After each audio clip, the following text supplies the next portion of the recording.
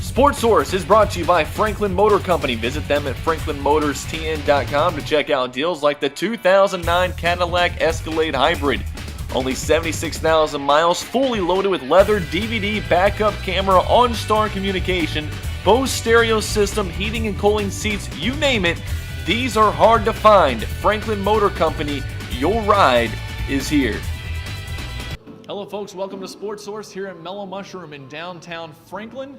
It's brought to you by Franklin Motor Company. I'm Steve Peak, and I'm joined here first with head coach of Riverwind Baseball, Teddy Craig. Coach, nice to have you on. It was an incredible season for you guys. Talk a little bit about starting off, what got going for you all this year? Well, obviously we get off to a rough start. We're 1-7 at one time, and I believe we're at 3-10. And as I reflect on it, at the time you really don't know. Okay, you're just trying to get better on a daily basis. I think the big thing is, as I look back at it, is that we were very young. We had a lot of 11th graders in the lineup. We had 2 sophomores starting. So as I look back, I think it was a transitional period. We had 7 kids on opening day who came directly from JV to varsity baseball. So there's a learning curve there, and it took a while for them to get used to varsity pitching. And confidence is everything. And as we played on and started winning some games, the kids got confident, and a lot of good things started happening. So like you said, 1-7 to start out the season, 3-10 at one point, and there's a point there. You're now 7 games under 500. And you don't get, like MLB, you don't get 162 games to try to turn this thing around. At that point, do some of the players start losing confidence? You were talking about confidence. Do they start thinking, the season's over, we're going to make a run through districts? Or what was going on? What was going on in the locker room? What was going on off the field? Well, the key is we've got a great group. I know you hear that a lot, but these kids I didn't really have to pick them up that much. They continued working hard every day in practice. And I tried to stay positive. That's sometimes tough to do when you're 3-10. Yeah. But they continued to work, and I said, things are going to get better. They couldn't get any worse. You could have been 0-13. That's true. That's true. But they just kept working, and they're very coachable, and they're good group of kids. And I think what really, as I look back at the season, the difference maker is we have a tight group. These kids get along, and they just kept on, and once we started gaining confidence, like I said, then they just kind of took it from there, and it was the kids, so we were playing very well through this season. So you guys start winning. This thing starts turning around, and what people started pointing to all over media was run to the roar, because it's something that you introduced after that district. You released it to the media after the district championship game versus Brentwood. What is run to the roar? And after you explain it, is that something that, is it for you guys? Is that the turning point? Was it something that you said to the players that could totally change the season? Well, I've been coaching high school baseball a long time, and not just at the high school level, but even the professional level, that there are certain players who have trouble playing under pressure. And Run to the Roar is a story about lions. Lions hunt in packs, and basically, not to get too detailed, is that what they do is that their alignment when they hunt, the herd of prey, is the male lion, the oldest lion, will set up on one side of the field, and on the other side, hidden in the bushes, is all the young ones, okay, the ones that actually do the hunting. Yeah. So when the herd of prey come through their path, the job of the male lion is to stand up and roar as loud as he can. Now, what happens is the herd run away from the lion, the male lion. Yeah. And they run right into the pack of the young lions, which attack them, kill them, and eat them. So the story is about, this is a fear, okay? You've got 2 choices. You can take it on head on, or you can run away from it. And the truth of it is, and we get really detailed when I tell the story, I actually have pictures, and the kids get excited. It's really animated. It turns into about a 45-minute story. But if the herd would have ran towards the male lion is old, can't move very well, rotted teeth, can't hunt anymore. But the lion has the loudest roar. So if they were to run towards what they were afraid of, they would be safe. So with baseball, in tight situations, and we were in a lot of tight situations at the end of the year, occasionally I just say, it's time to run to the roar, okay?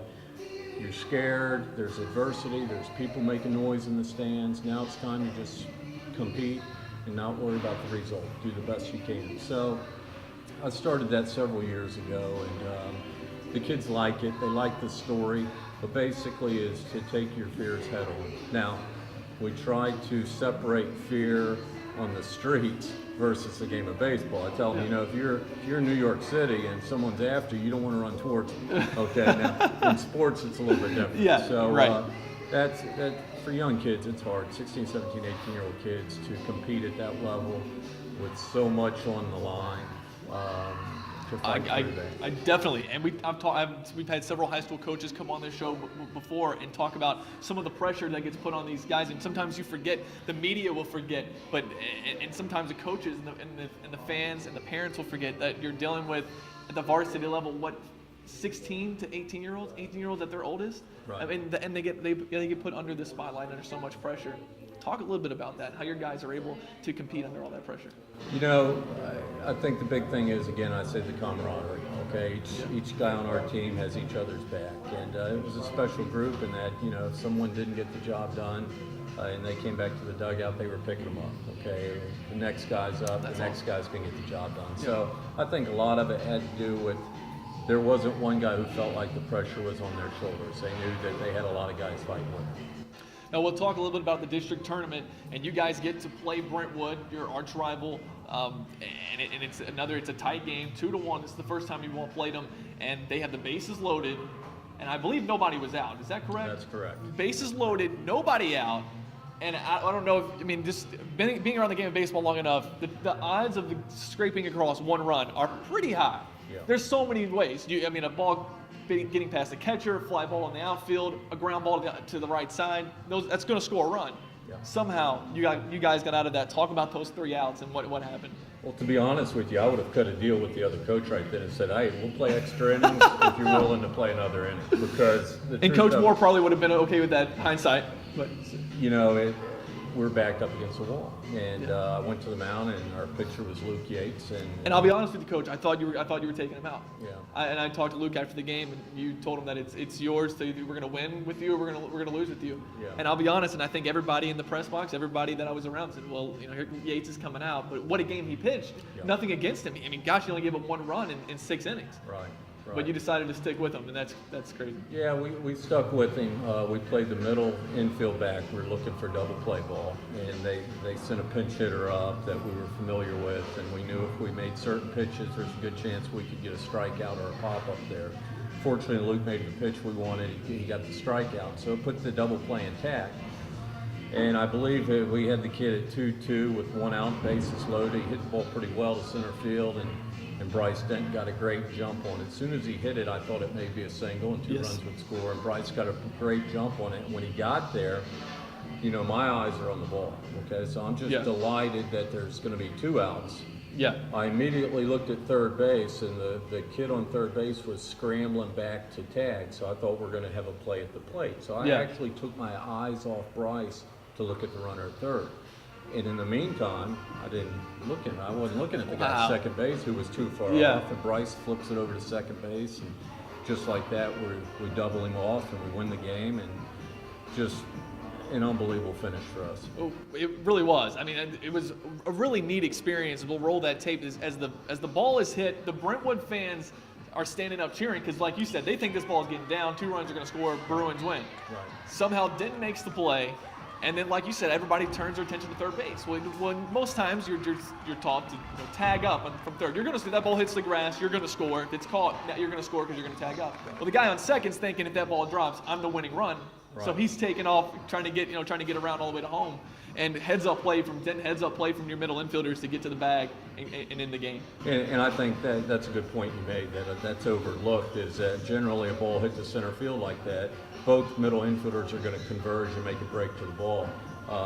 We haven't even discussed it, but just whoever covered second base, and to be honest with you, I'm not even sure who covered second base. It was pandemonium. One of the 2 broke to the bag, and if he wouldn't have done that, we would have had to get another out. Who knows what would have happened. And you guys advance on to the district championship game. We'll be right back with Coach Craig, brought to you by Franklin Motor Company. This is Sports Source. We'll be right back.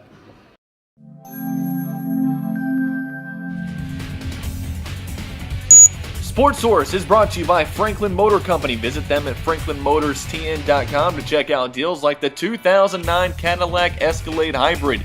Only 76,000 miles, fully loaded with leather, DVD, backup camera, OnStar communication, Bose stereo system, heating and cooling seats, you name it. These are hard to find. Franklin Motor Company, your ride is here.